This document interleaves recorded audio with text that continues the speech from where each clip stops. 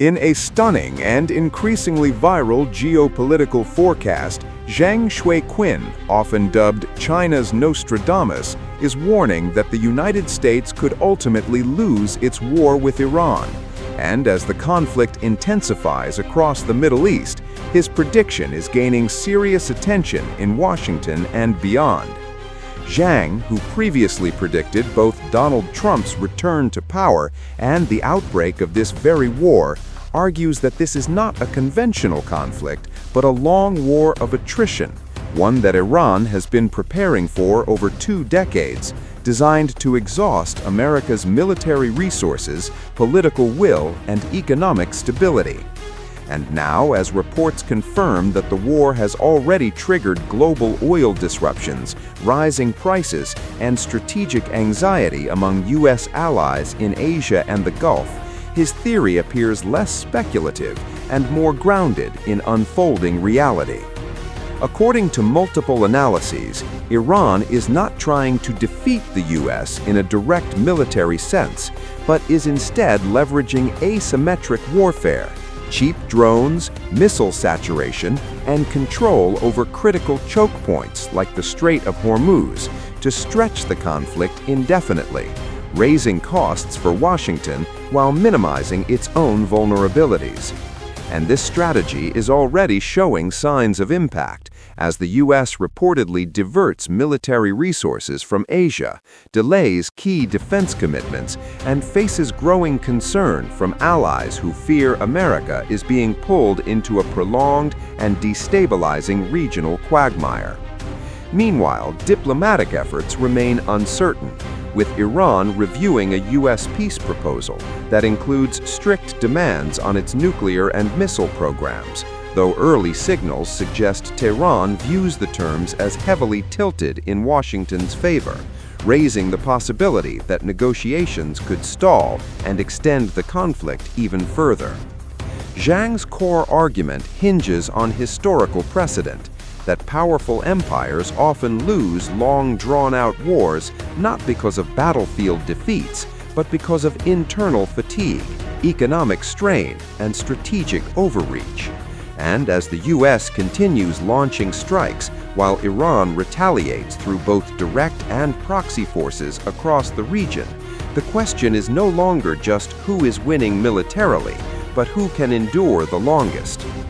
Critics, however, caution that Jiang's predictions, while provocative, are not universally accepted and remain one perspective among many in a highly complex and rapidly evolving conflict.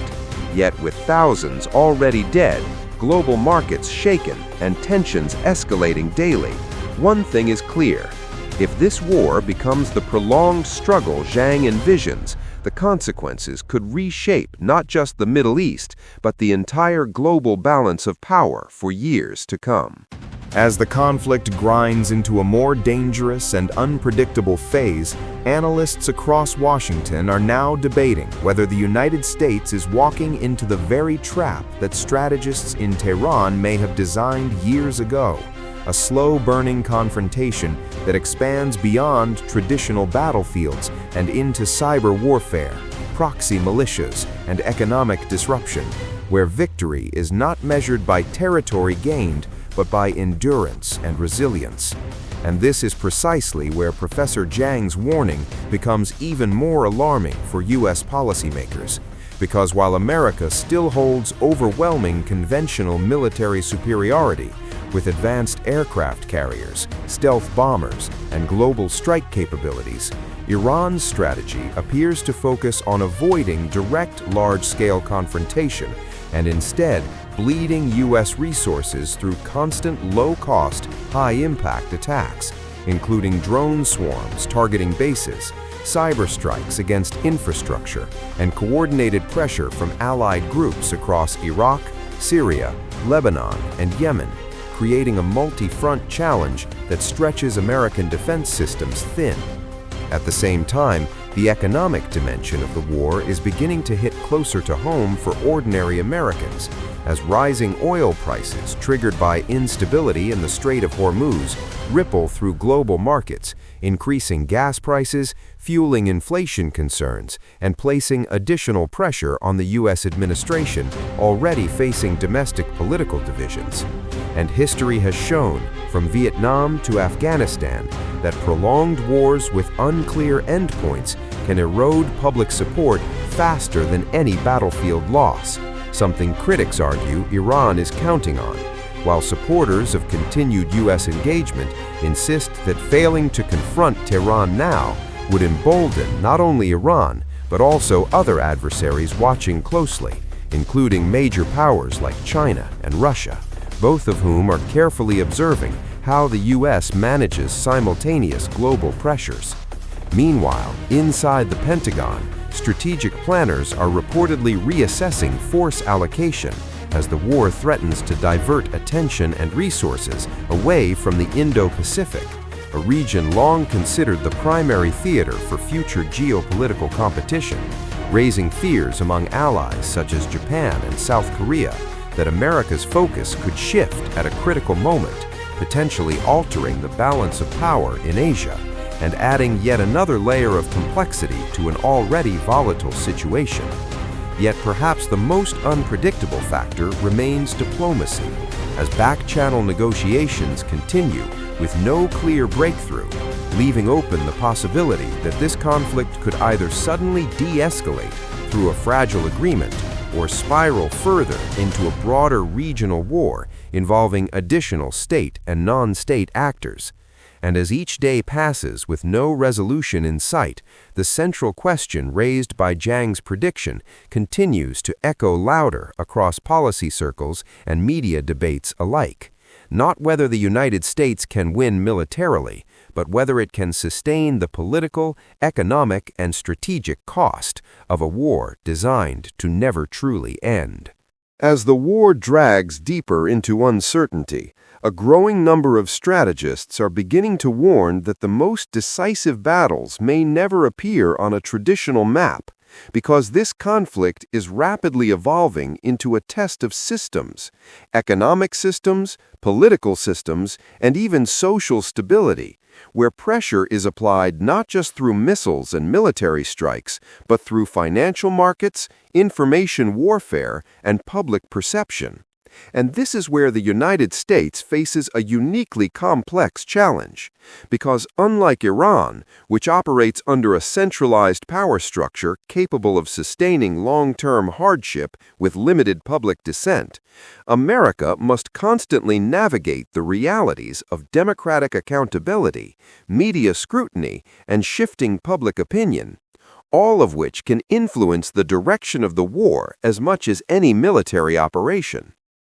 Already there are signs that information warfare is intensifying, with narratives spreading across social media platforms attempting to shape how the conflict is perceived both domestically and internationally, raising concerns among U.S. officials about misinformation campaigns designed to weaken public confidence and create divisions at home.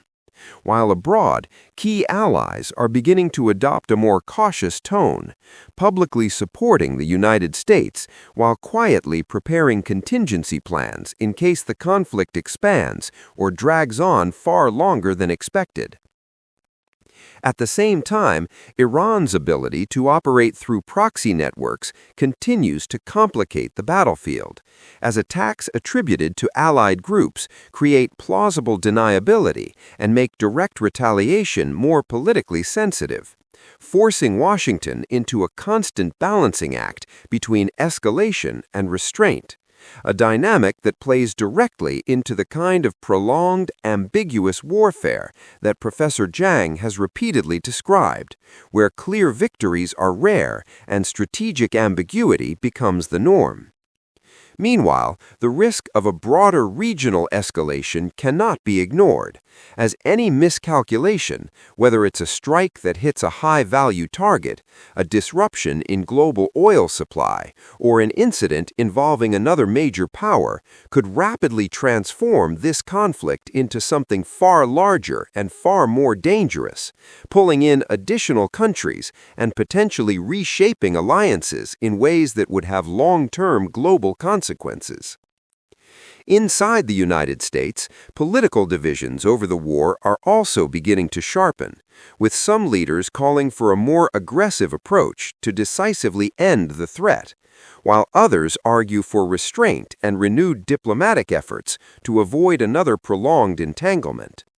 And this internal debate itself may become one of the defining factors of how the conflict unfolds, because sustaining a long war requires not just military capability, but national consensus, something that has proven difficult to maintain in past conflicts.